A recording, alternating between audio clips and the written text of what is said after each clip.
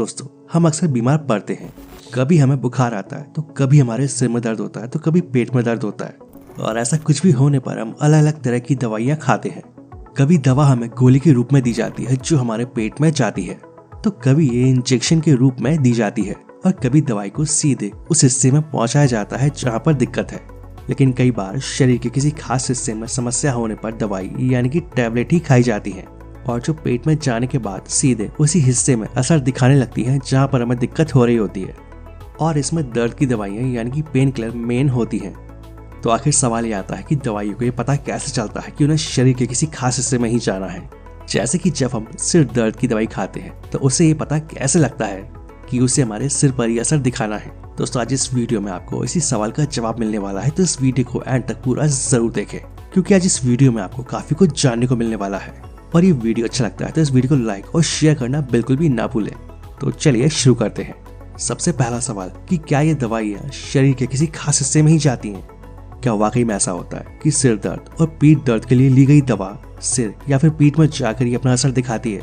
वैसे इसका कोई क्लियर आंसर तो नहीं है, लेकिन दवाओं में खास तरह के केमिकल डालकर यह इंश्योर किया जाता है कि वो शरीर के किसी खास हिस्से में अपना ज्यादा असर दिखा सके और बाकी हिस्से में कम। होता यह है कि इन दवाओं में शरीर के उन प्रभावित हिस्सों यानी जहां हमें दिक्कत है या दर्द है उन हिस्सों के लिए एक्टिव दवा के अलावा और भी बहुत से दूसरे तत्व होते हैं और इन्हीं में इनएक्टिव तत्व भी शामिल होते हैं। और जो उस दवा की स्टेबिलिटी, उस दवा के एब्जॉर्प्शन, उसके कलर, स्वाद और अन्य गुणों को मजबूत करने के लिए डाले जाते हैं जिससे कि ये दवा एक बेहद कारगर तरीके से काम कर सके। जैसे कि मान लीजिए सिर दर्द के लिए ली जाने वाली मशहूर दवा एस्प्रिन में ऐसे तत्व भी होते हैं जिससे ढुलाई के दौरान दवा टूटकर बिखरती नहीं है या उस दवा का चूरा जैसा नहीं बनता है, जबकि ऐसी दवाएं होती हैं जो मुंह में लेते ही घुलने लगती हैं। एक्सपर्ट कहते हैं कि दवाओं में अन्य तरह के कंपोनेंट्स को डिजाइन कर उन्हें डेवलप कर दवाई को शरीर के खास हिस्से में ज्यादा असर देने के लिए बनाया जाता है।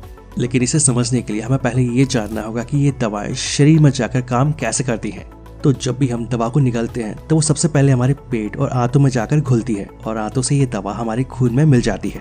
इसके बाद ये मेडिसिन ब्लड के जरिए लिवर में पहुंचती है और लिवर का काम होता है ब्लड को प्यूरिफाई करना। और जब ये मेडिसिन लिवर में पहुंचती है तो लिवर को ब्लड में मिक्स ये दवा फॉरेन पार्टिकल्स लगते हैं और जिसके बाद ये लिवर मेडिसिन को तोड़कर उसे डिस्ट्रॉय करना शुरू कर देता है। और हम जितनी दवाई खाते हैं उसका करीब 60% पार्ट ही लिवर से निकलकर ट्रीटमेंट के लिए आगे पहुंच पाता है। और इसी वजह से जितनी हमारे शरीर को दवाई की जरूरत होती है उससे ज्यादा मात्रा हम खाते हैं।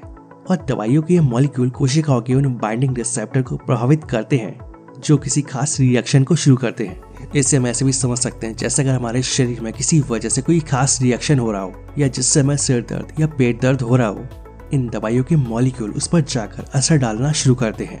ऐसी कुछ बीमारियों में दवाई को इंजेक्शन के थ्रू बॉडी में इंजेक्ट किया जाता है जिससे कि वो लीवर के डायरेक्ट कांटेक्ट से बच सके और वो मेडिसिन हमारे शरीर पर ज्यादा असर कर सके। और फिर ब्लड के जरिए ये दवा हमारे शरीर के हर अंग तक पहुंचती है और अपना काम करती है।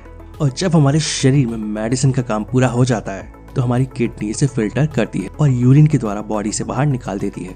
दोस्तों, इन दवाइयों को खास तरह के रिसेप्टर को ध्यान में रखकर डिजाइन किया जाता है जिससे कि मनचाहा नतीजा मिल सके।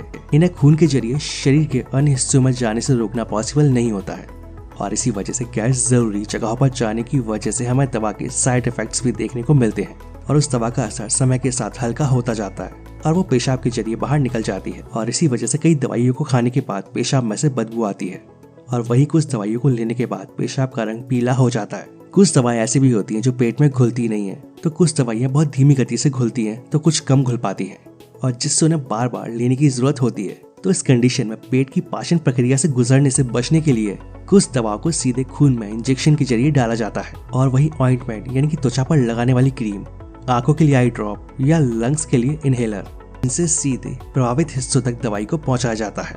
इनसे सीधे प्रभावित हिस्सों पर दवाइयों को पहुंचाया जाता है और वही खाने वाली दवाइयों को सही समय और सही मात्रा में लेना बहुत जरूरी होता है। और ऐसे में डॉक्टर ही मरीज की स्थिति के अनुसार सही डोज को डिसाइड कर सकते हैं और वही कुछ दवाइयाँ तभी लेना चाहिए जब मरीज को उसकी जरूरत महसूस हो। तो दोस्तों, कुछ इस तरह से ये दवाइयाँ काम करती हैं।